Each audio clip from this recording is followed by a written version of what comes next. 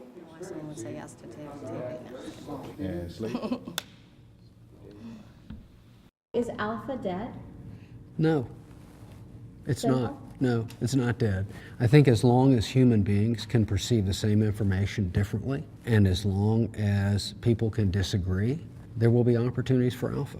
So it's there, but has it gotten harder to actually find?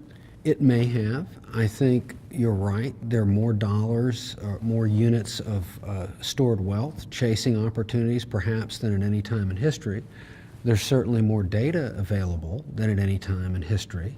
That data circulates more rapidly than at any time in the prior experience of mankind. But the challenge of turning data into information, into knowledge, and then acting on it prudently with an appropriate balance of greed for return, but fear of loss, those dynamics remain.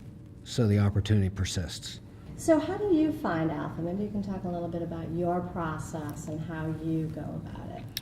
I think the first thing is a hard look in the mirror and an honest assessment of where you can differentiate yourself. There are an awful lot of people you're competing with, an awful lot of organizations you're competing with, and you can't assume that you're smarter than everyone else, or that you can outwork them, or that you can somehow create more hours in the day, etc. I think that goes to one of the other aspects of why alpha persists despite the heightened competition among investors. One of the reasons is the illusion of control. The idea that because you're making an investment decision or your organization has done work in a particular area, that you can add value and you will win. That's just not necessarily so. So we look at it and say, all right, fine, so we're a public pension fund. We can't pay people millions of dollars a year.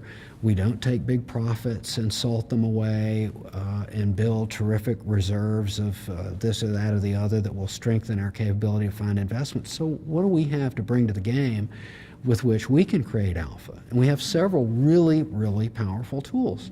Number one, we're big. Number two, we are long-term oriented. And because of those two things, we are in a position to step up and write big checks when other people can't. That is an incredibly powerful advantage. If you think also a little more about what we can do, we're very low cost in our structure. We don't have to go out and find capital and persuade that capital to stay with us on a daily basis.